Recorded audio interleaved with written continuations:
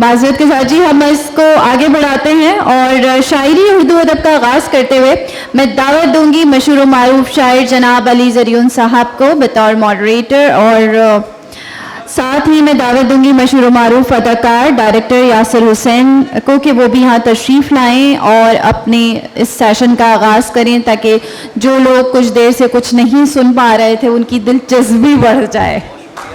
بہت ساری تالیاں. بسم اللہ الرحمن الرحیم.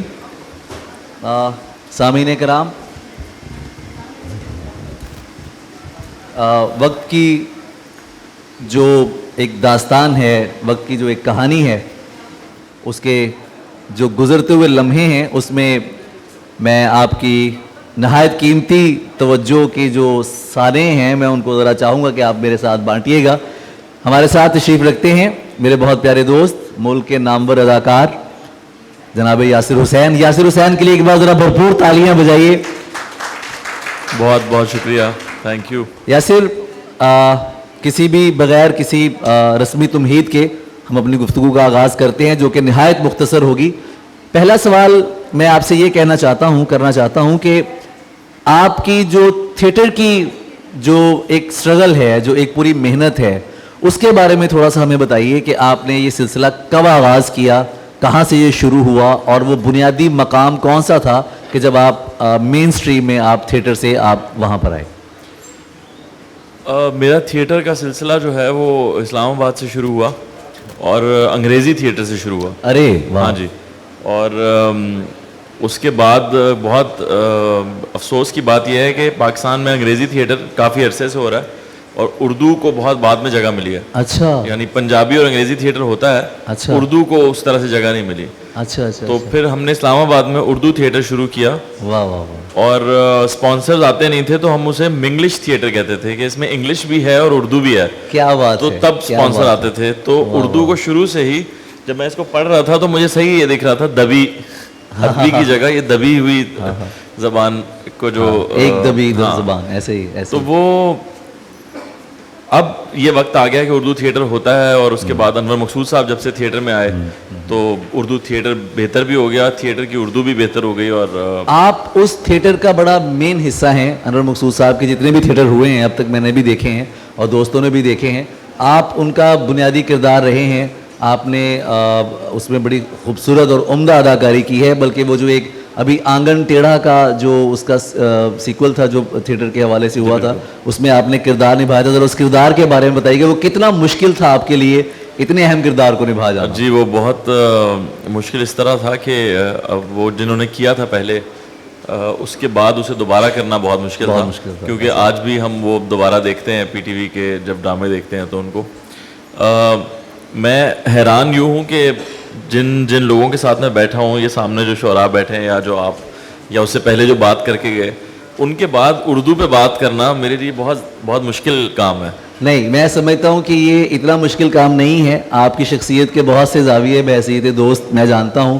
آپ بہت اچھے شعر فہم ہیں. آپ خود بھی میری غزلوں کی پیروڈی اتنی اچھی کرتے ہیں کہ مجھے ڈر رہتا ہے کہ یہ انتہائی قاتل جملہ پھینکنے والے اور کسی بھی شعر کو، اس کی حالت کو یہ جو ہے خطرناک اور خراب کر سکتے ہیں، لیکن وہ مزید اچھا ہو جاتا ہے. تو میں نے ایک بار اس سے کہا کہ یاسر آپ پلیز شاعری کی طرف نہیں آنا، تو اداکاری بہت اچھی کر رہا ہے، یہ شعبہ ہمارے ذمہ تم رہنے دو. اچھا یاسر مجھے بتائیے، آپ نے فلمیں بھی لکھی ہیں؟ جی بالکل. آپ نے کتنی فلمیں لکھی ہیں؟ ویسے تو بہت کم ہے لیکن مجھے نمبر یاد نہیں ہے. اچھا. ہاں جی. تو جو آپ کی وہ فلم جس کو بڑی مقبولیت بھی حاصل ہوئی تھی اس کا نام کیا تھا؟ کراچی سے لاہور، لاہور سے آگے، ہومن جہاں، یہ کچھ فلمیں ہیں.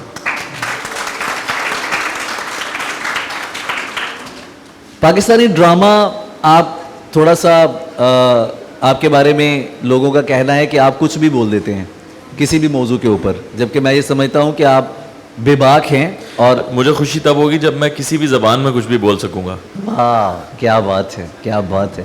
کسی بھی زبان میں کچھ بھی بولنا، تو وہ زبان محبت کی زبان ہے جس میں آپ کچھ بھی بولے تو وہ سب کو سمجھ آتی ہے. وہ شاعری کی زبان ہے، محبت کی زبان ہے.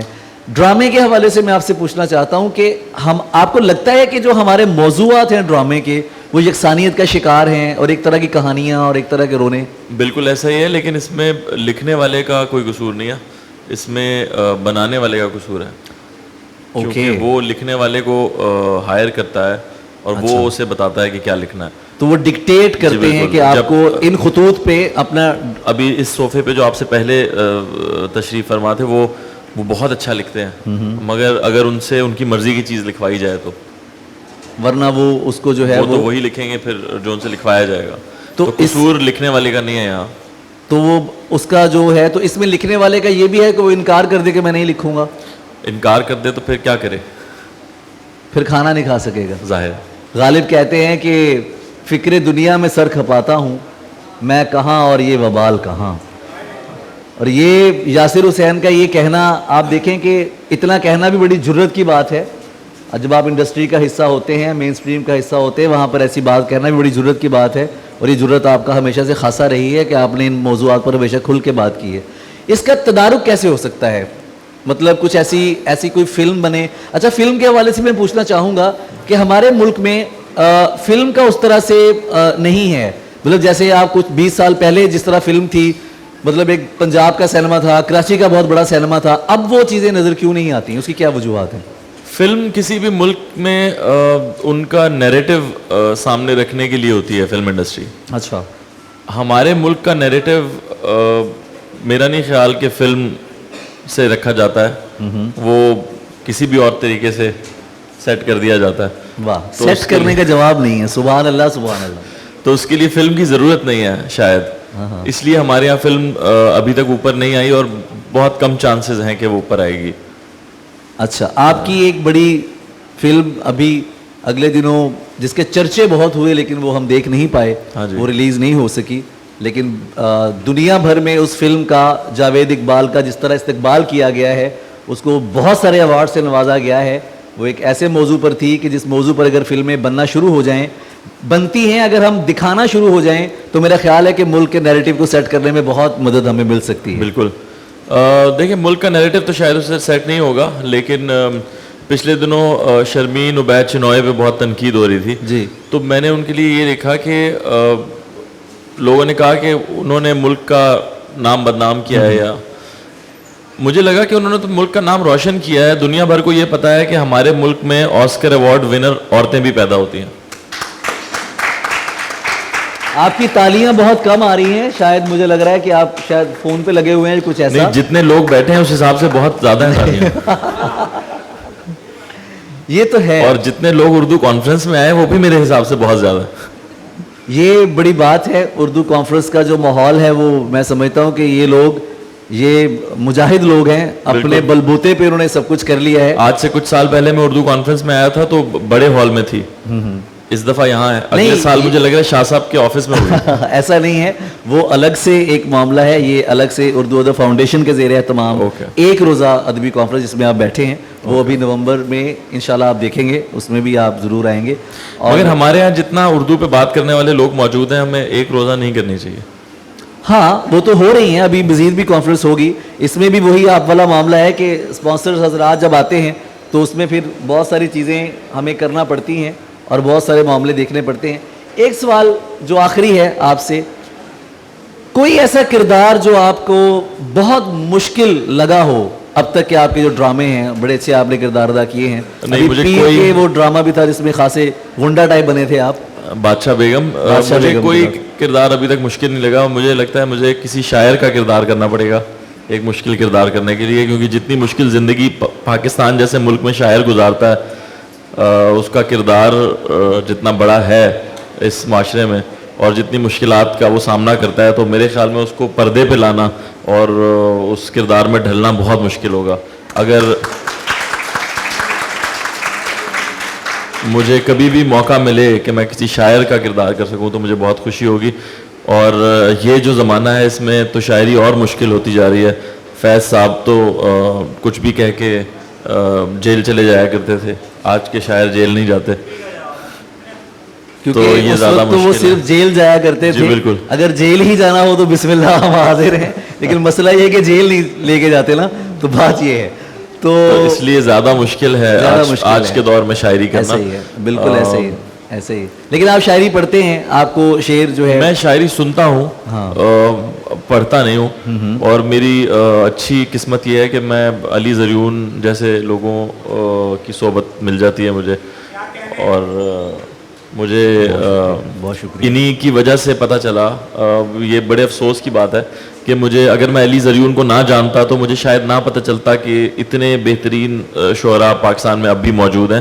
ہمارے بہت سارے لوگ میرے جیسے کم علم جو ہیں وہ سمجھتے ہیں کہ احمد فراز اور پروین شاکر کے بعد شاعرانے بند ہو گئے تھے, لیکن ایسا بالکل بھی نہیں ہے. جب میں نے ان کے ساتھ جا کے مشاعرے سنے اور اس کے بعد پھر انہی شعراء کا کلام یوٹیوب وغیرہ پر سنا تو مجھے اندازہ ہوا کہ شاعری تو بہت آگے جا چکی ہے. میرے خیال اس پورے 10 سال میں فلم اور ڈرامہ نے اتنی ترقی نہیں کی جتنی شاعری نے کی ہے, لیکن افسوس ہمیں پتہ نہیں. The very very pure you are, the very pure soul you are. یہ آپ کی وہ خوبصورتی ہے جو آپ, مجھے بھی ہمیشہ فخر رہتا ہے کہ آپ میرے دوست ہیں, میرے بھائی ہیں. لیکن چونکہ ہمیں سوالات کا سلسلہ آگے بڑھانا ہے تو ایک بات جو میں آپ سے ضرور پوچھنا چاہوں گا کہ کبھی ایسا مرحلہ آپ کی زندگی, آپ ڈائریکشن کی طرف بھی آئے ہیں, بطور ڈائریکٹر آپ نے محسوس کیا کہ پردے کے اوپر آنا اور چیزوں کو اس طرح سے لانا, کیا آپ نے اس کی باقاعدہ کوئی تربیت بھی حاصل کی یا بس سوچا کہ یار مجھے ڈائریکٹ کرنا ہے تو آپ نے ڈائریکشن کی طرف آپ آ گئے؟ اس ملک کا کمال یہ ہے کہ یہاں پہ کچھ خاص تربیت حاصل کرنے کی ضرورت نہیں ہوتی, آپ فیلڈ میں جا کے ہی سب کچھ سیکھتے ہیں, چاہے وہ کوئی کرکٹر ہو, ٹھیک ہے, یا کوئی ڈائریکٹر ہو, صحیح ہے, یا کوئی بھی ہو. اچھا وہ سیکھے وہ سے زیادہ اچھا کر لیتا ہے. ہاں, سیکھے وہ سے زیادہ اچھا کر لیتا ہے. ہاں جی, وہ پریکٹیکل جب آپ کرتے ہیں پریکٹیکل لائف میں آگے تو زیادہ بہتر ہو جاتا ہے. تو میں نے سیکھا تو نہیں ہے. ابھی جو سیفی حسن صاحب یہاں سے گئے ہیں وہ بہت بڑے ڈائریکٹر ہیں, ان جیسے لوگوں کا کام دیکھ کے بھی آپ سیکھ سکتے ہیں. بالکل. تو بس اب جلد ہی میری ایک ڈائریکشن میں بنی ہوئی ایک سیریز آ رہی ہے جس کا نام ہے ایک تھی لیلا. وہ ایک تھرلر ہے, ایک مرڈر مسٹری ہے. تو وہ ایک نیا جانر ہے جو آپ کہہ رہے تھے کہ یکسانیت کا شکار ہو گیا ڈرامہ. تو یہ 5 قسطوں کا ہے بجائے 30 قسطوں کے, اور یہ ایک مرڈر مسٹری ہے, اس میں کوئی ساز بہو نہیں ہے. تو آئی تھنک آپ لوگوں کو پسند آئے گا. بہت ہی اچھے انداز سے اپنی سیریز کی پروجیکشن کر رہے تھے جناب یاسر حسین. موقع ہم اس لیے میں ایک کمرشل ایکٹر ہوں اور آپ لوگ شعرا. کیا کہنے. بہت شکریہ یاسر, آپ نے اپنا قیمتی وقت دیا, بیکاز میں جانتا ہوں کہ ابھی. آپ کا بہت شکریہ. نہیں, میں گانا نہیں سناؤں گا, اور یہ غزل تو مجھے آتی بھی نہیں.